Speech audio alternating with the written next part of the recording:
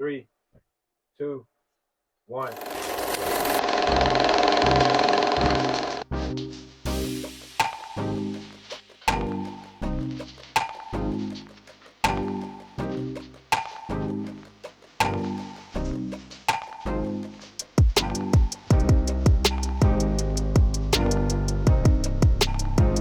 Thanks for coming on today, talking with us. You're very welcome. I appreciate it. Absolutely. Can you tell us your name, your stage name, and can you tell us about your artistry? My name is Karon Cash, and my stage name is Karon Cash. Yes. And my artistry is management, talent management, entertainment talent management, specifically. Wright Hands Management. What should they know about it directly from you? That we're all inclusive, that we're here to help you grow and succeed in this industry. We're going to help you in every which way we can, meaning from your image, branding, connecting with the right people, putting you in the right position, and also making sure that overall you feel comfortable working with us, because we want to make sure that we're doing you right and giving you the justice that you need for your talent and your creativity. So I'm going to read something that you said. You Mhm. said that Right Hand Management is not just a management firm, but a movement. Explain what it means to be a movement. As you see, you talk to my talent, Oh yeah, great talent. and each one of those people are a puzzle piece to the bigger picture, right? So I need all of them to make the movement happen. It's not just about me, it's about us collectively moving forward. How can someone get connected to you to help them in their career? Are there qualifications that they have to first meet before they can even talk with you? How do you go about it? One is just having a simple conversation. I'm a big on vibes and energy. So if the energy is not there, and I can read the room really well, very quickly, Yes. to know if I'm going to even deal with you, especially if I'm talking to you and it'd be like, that's not for me. And it'd be no disrespect, and you won't know it, but I will tell you, either go to our website, fill out the information, and someone will get back to you. Then this is like any standard procedure.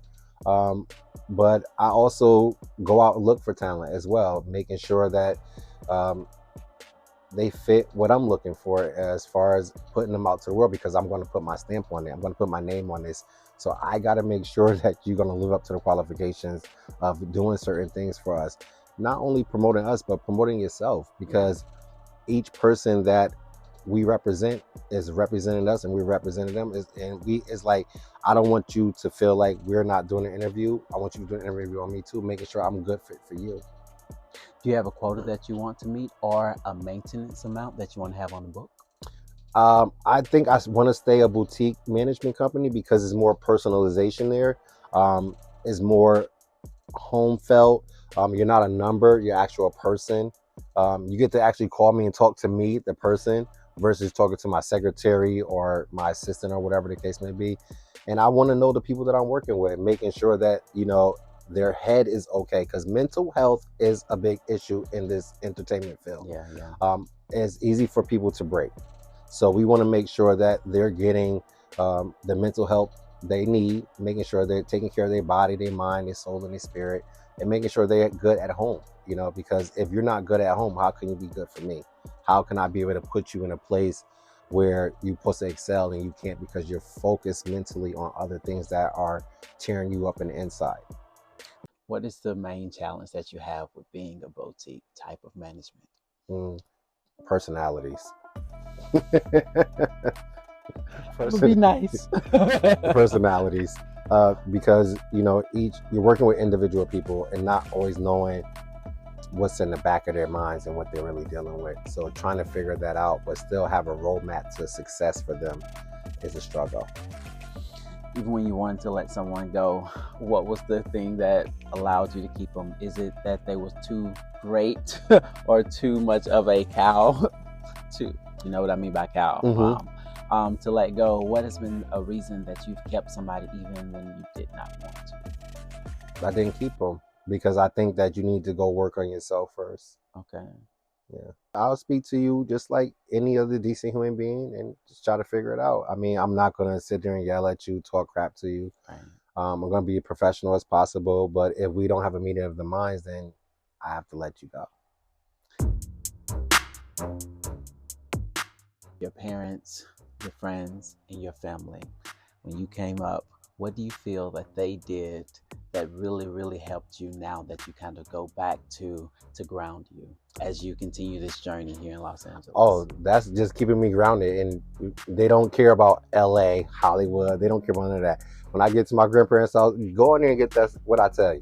It's still the same. Oh, you got to take out the trash? Yeah, it's still the same. What Kanye West say? My grandma making me take out the trash. Yeah, I'm about to leave. You don't care how much money you got. You still a grandbaby. You feel me? So just going home and just knowing that those people don't care about the LA stuff. They don't care about Hollywood. They don't care about that.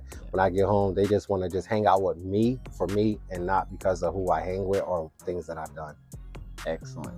So let's talk about your background just a little bit. Okay, so you was born in Connecticut. Correct. Went to the University of Connecticut. Mm-hmm. Would you consider Connecticut home for you? Yeah, absolutely. Yeah. And New York, because I was raised in both places. So for me, Connecticut is more or less where my grandparents live. Okay. And New York is where I was raised in the projects. Connecticut is more like a slower pace than New York. My family is from New York. My grandmother is from Brooklyn. My grandfather is from Brooklyn. My family lives in the Bronx, 241st and St. Nick. We grew up down there. That was the thing. And then me and my mom would go up to visit my grandparents in Connecticut, stay the summer up there, or jump on the train to Metro North and go back and forth. It was like maybe an hour on the train. If we're doing a shout out to Hometown Proud, what would it be in Connecticut? New Haven, Connecticut. Okay. Yeah, New Haven. Excellent. So then you went from New York to Atlanta, Mm-hmm. right? Like, when was that move? Was that like in your 20s? I was in my 20s, yeah. Well, what happened was my cousin had passed away. My uncle had came up to Connecticut. And my grandmother was like, why don't you go down to Atlanta? I'm like, for what? Exactly. I was like, for what? She was like, it might be a good experience for you. And I talked to my uncle and I was like, you want me to come down to Atlanta? He was like, yeah, come down there. So I ended up going to Atlanta. And that's when I started working with Ashima Franklin and Cat Williams. When I was down there, I stayed there probably like 6 months though. After 6 months, I was through with it. I couldn't understand what they was talking about. It was too country. I just couldn't do it. So my cousin lived in Los Angeles and he just opened a clothing store called This, That, and the Other. And he was like, yo, why don't you come out to LA? I was like, I just got to Atlanta. He was like, I bought you a ticket already. So at about when I was 21, my birthday just came up in September. I was already in LA. And that's started and I haven't been here since. What was like the biggest thing that you kind of miss from like your time in Atlanta, your time in Connecticut? I don't miss Atlanta. Oh wow. Not even a little bit? No, not at all. Did you learn on the streets when you was in New York? Yes. How did you bring that to Los Angeles? Well, to be honest, my uncle and them ran a really big gang on the East Coast called the Jungle Boys. So I was keep going. I'm gonna be a true fan. Yes. So like they ran a really big gang out there. So I mean, I seen a lot of things and learned how to hustle a little bit from that. But my grandparents, always taught me that, have a stable job, go to work, get a college degree. And I've always been a person that was outgoing. I never sat still. I've always done things, a builder, mover, shaker. That's always been me. So New York is just a place where, it's fast paced. There's always something going on. And if you're not hustling or moving around, you're going to get trampled over. And you got to kind of figure yourself out because, it's like you out there, you in the streets, you moving around and people want to see what you can do. And it's not about just talking, it's about action. So when I moved to LA, they was telling me I'm too rah, rah, rah all the time. You rah, rah, rah, you all up in people's face. But I'm like, yo, that's where I'm from. This is how I move. Y'all too laid back on avocado toast and stuff. I wasn't with it. I came here by myself, but my cousin already lived out here, and he was opening a store. And I came out here and opened a store and helped him with that. So entrepreneurship kind of runs in the family. Absolutely. Excellent. So is that kind of the inspiration that came behind Wright Hands Management?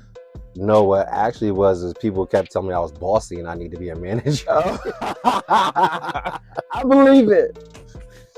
They was like, "No, you should be a manager. You should be a manager." I was like, "I don't want to manage people." Yeah. But then I end up managing one of my friends who, his name is Laquan Scott, and he's a rapper, and he the one really got me introduced into management. And then he was like, "Why don't you try to do something else in management?" I was like, "What?" And then I ended up meeting a friend of mine named Kevin, Two Saints, and him and I formed Wright Hands Management together. He was my first model with the company, and he was like, "Why don't you just name it Wright Hands? Because we're in the right hands." Okay. And that's how we became. My last name, my surname for my family is Wright, Wright. And that started in 2017. Well organized. Okay. Really a visionary person. I saw things they couldn't see for themselves and their artistry, and also having connections as well made it easier for me to transition into those places. Knowing Kat, knowing Ashima, knowing a couple of other people that's in the industry, that really helped me put myself and solidify myself in that position. So I've done like some studies on like a lot of managers going to Los Angeles Film School, and one of the common denominator is the first few years, like nobody's making money. The artist isn't making money, the manager isn't making money, but they're locking gigs and they're building up their portfolios. Was that a similar experience for you, or were you coming in making the money starting off? Well, I was making money with Kat. Okay. So Yeah. because I was doing styling work for them. So it wasn't management with styling work. So for me, it was like, yeah, I was making money off the rip. So it didn't, for me to, and I like dressing. I like getting dressed. That was part of who I am as a Virgo. So for me, it was just like, it just was an easy transition from um, styling into management. Kind of all went together. My cousin and them did beats and stuff. They was into rapping. Like I said, my friend was a rapper. So it was just easy transition. Music, entertainment, and clothes go together. Seem like you have a whole network that you built. It doesn't seem like you planned it. It just seemed like that was your natural habitat, and you put them all together like pieces, like connecting the dots. I always do that. That's that organizational skills Yeah, that you have. absolutely. I see stuff when people don't see it for themselves. I love this. I almost want to like put it in a jar, bottle it up, It's like lightning in a bottle. right? Yeah. Absolutely. How do you teach this to other people? It can't be taught. It's something has to be something given to you. It's just a natural ability that I have to connect people together, see a vision, put it together, work on it, hone on it, and make sure it comes to fruition for everyone, because it's not about just me. It's about everyone that's here and behind the scenes, because as we grow, they grow. It makes them be able to say, hey, I was a part of something.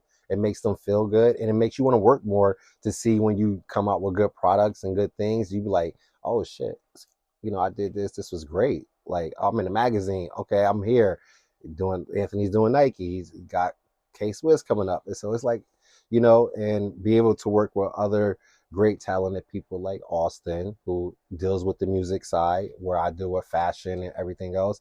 It just made it the symbiosis was great. It just came together. It made it simpler. What came together? Music and fashion. We have decline in jobs. That's what we get when I talk to my peers on the phone. When I've talked to other management companies, they've said that the work is not as steady as it used to be, especially here in Los Angeles. Is that something that you've dealt with, or do you find that as an opportunity to excel in?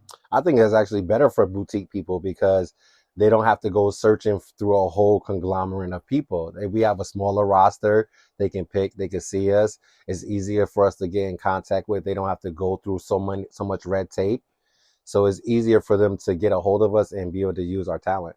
And I think with this industry, yes, there is limited work, but you just got to have the right connections and know where to find the work, because it's out there. The money is there for sure.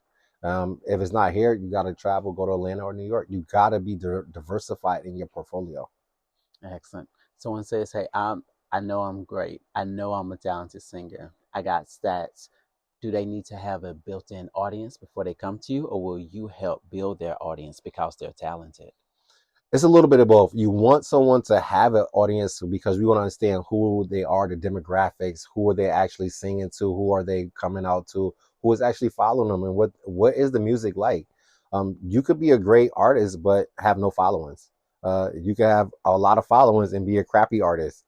So it just depends on, the mix of the talent and the visibility and the commerciality as well. In the past 6 months, have you told no to someone? Actually, a couple times. I just dropped somebody actually from because they did something that I felt was disrespectful. If I bring you on our team, and then say for instance I bring you on, and then you jumping in the DMs of your coworkers, it's a no. Fraternization, I don't do that, because if me and you guys are together and then it messes up, and they say for instance I need you for both a job, how is that going to work? It's going to read on camera bad. You guys are not going to want to sing together or model together. So is who goes? So if you can't follow rules and regulations, then I mean that means you're not ready to be in this business, because everyone has to follow rules. What is the advice that you'll give to so many wonderful, talented LA personnel out here? One is know yourself. Be confident within yourself, and don't let the outside noise distract you. And I'm gonna tell everybody that's listening: do not get excited about the excitement, because a lot of people get excited about excitement and it goes nowhere. You know, that is so difficult. If you cannot get excited about what's supposed to happen, then what is supposed to bring you the joy? Yeah, you can be excited, but there's a limit of your excitement. You should be, right? So if I told you just got there's a potential casting where you might be casted, but you got to remember there's other people going for that same casting. Okay. So you could be excited, but you don't want to say that you have the part and then you don't, then you let yourself down. Okay. So you want to be of the excitement, but you don't want to be overly excited about it. You still want to have a stable mind of knowing that, yes, I have this, but I still need to keep moving forward and to continue to progress and move forward and grow. Do you often find yourself working with companies like Tyler Perry Studios, or is it more larger companies? Like, where do you find yourself in the mix? We worked with Elisa Casting. I've worked with, I have a mixture of people on my team. Some are actors, actresses, some are just models. So I play the gamut of, being able to fit them in. So we work with any and everyone, as long as you are respectful to my team, and you're going to pay. I think that it requires them to get paid. They can't do this stuff for free. It's not fair to them. Right. Because a lot of people want you to do stuff for free. Often. Or pay you little to nothing. Creating copy. Right.